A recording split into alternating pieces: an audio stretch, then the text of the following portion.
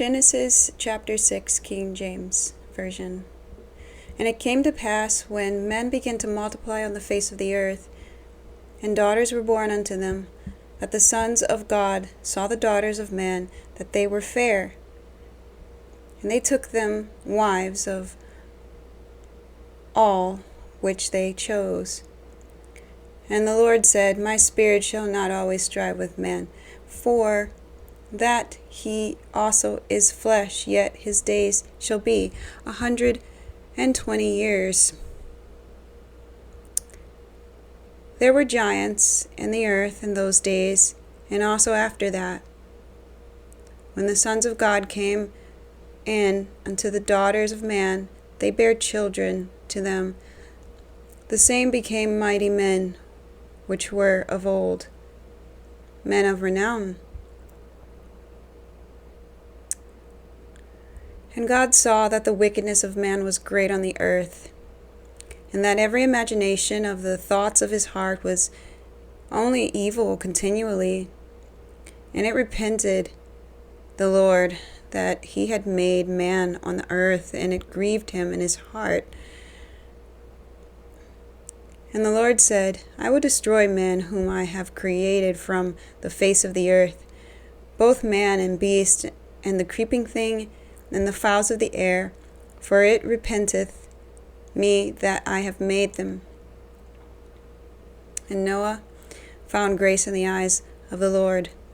These are the generations of Noah. Noah was just a man, imperfect in his generations. And Noah walked with God. And Noah begat 3 sons, Shem, Ham, and Japheth. The earth was also corrupt before God, and the earth was filled with violence. And God looked upon the earth, and behold, it was corrupt, for all flesh had corrupted his way upon the earth.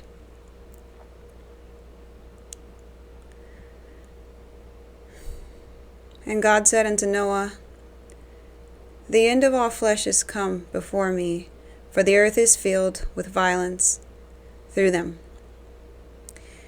And behold, I will destroy them with the earth. Make thee an ark of gopher wood. Rooms shalt thou make in the ark, and shalt pitch it within and without with pitch. And this is the fashion which thou shalt make it of. The length of the ark shall be 300 cubits, the breadth of it 50 cubits, the height of it 30 cubits, and a window shalt thou make to the ark, and in it a cubit shalt thou finish it above, and the door of the ark shalt thou set in the side thereof. With lower, second, and third stories shalt thou make it. And behold, I, even I, do bring a flood of waters upon the earth, to destroy all flesh, wherein is the breath of life, from under heaven, and every living thing that is in the earth shall die. But with thee will I establish my covenant. And thou shalt come into the ark, thou and thy sons, and thy wife, and thy sons' wives with thee, and every living thing of all flesh, 2 of every sort, shalt thou bring into the ark, to keep them alive with thee. They shall be male and female, of fowls after their kind, and of cattle after their kind, of every creeping thing of the earth after his kind, 2 of every sort shalt come into thee, to keep them alive. And take thou unto thee of all food that is eaten, and thou shalt gather it to thee, and it shall be food for thee and for them. Thus did Noah according to all that God commanded him, so did he. So this is Adam's bloodline through Seth. And he's got his possible triplets here. Noah, I mean. Shem, Ham, and Japheth, or Japheth. And it just seems like there's a lot going on in the beginning from Genesis chapter 6 to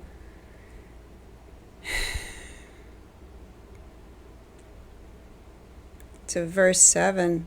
Genesis chapter 6, verse 1 to 7.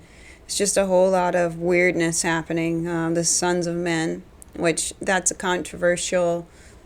Who is that? Who are those? Are they angels? Are they us? There's something cosmic going on here because they're with women and creating these mighty men. So there's something to be said. Giants, it says. So I don't really know exactly what's going on here. There's something, it just seems not human or something not quite of God's design is happening here. The procreation of this new thing. It just doesn't seem of his design and he's displeased. It says in verse 3, the Lord said, my spirit shall not always strive with men. So I don't really know exactly. It just seems like something really, and if anyone has an opinion about this, please do elaborate on this because there's something not quite right going on there with these sons of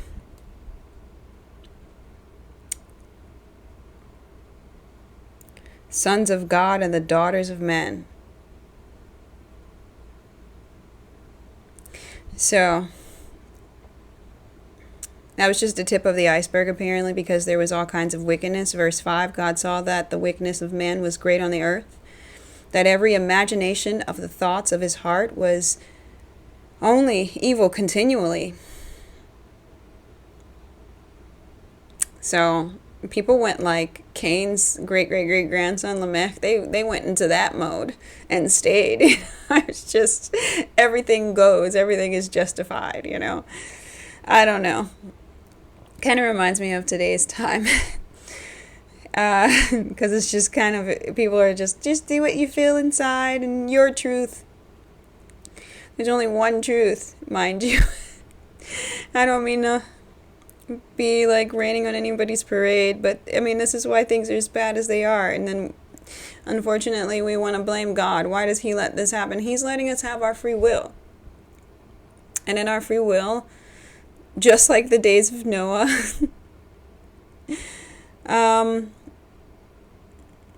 God sees the wickedness of man. A lot of us see the wickedness of man. It's just great on the earth, that every imagination and thought in his heart was only evil. And people bring their thoughts into their real life and their choices. That's where it starts, in your heart and in your thoughts. So I don't know.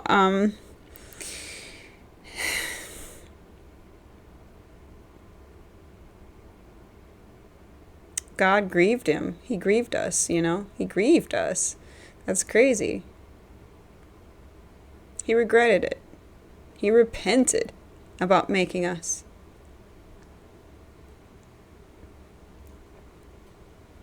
So much that he was ready to destroy us. Just end the whole thing.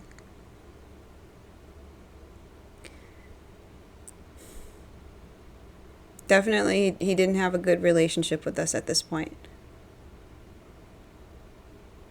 It's like a bad breakup where, like, with the other person just completely forgets about you because they're pursuing other things, and the things that they're pursuing is just straight up wicked. And you love them so much. But they have their choices and they're choosing to do this other stuff. So, I mean, I can kind of see the parallels between like some human relationships and God here with men in the days of Noah. He's grieving because he loves us. So to see that, to watch like your creation, your children, just fall, into wickedness, and just be what it is. I mean, it's not even sometimes. He said that every imagination of the thoughts were only evil continually, like it just didn't end. That's so heartbreaking. I'll never really understand what God felt, but obviously this really hurt him. And it makes sense, He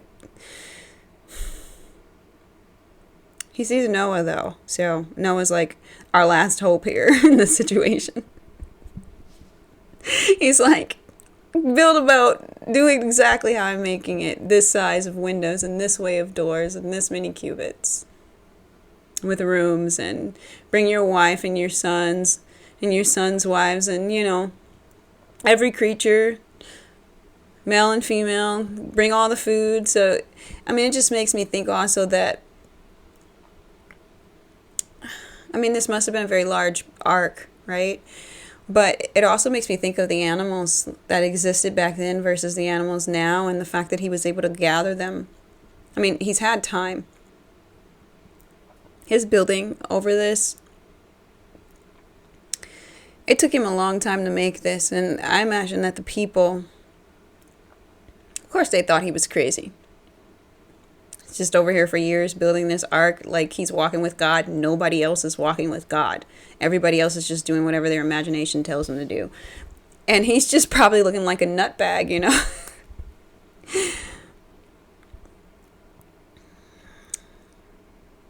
It's taken him time to build this boat, to gather all these creatures.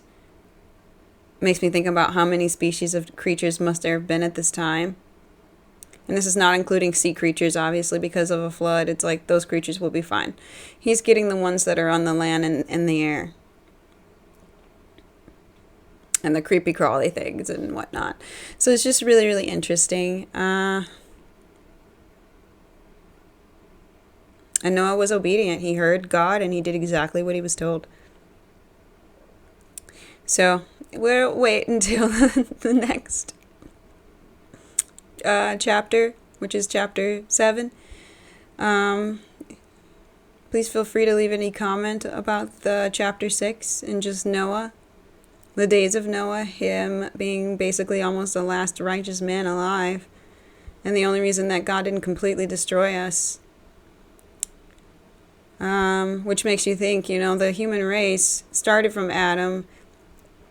Adam had his kids, and there was this long lineage, and then it was all wiped out. All that was left was Noah, his wife, and his son and his son's wives.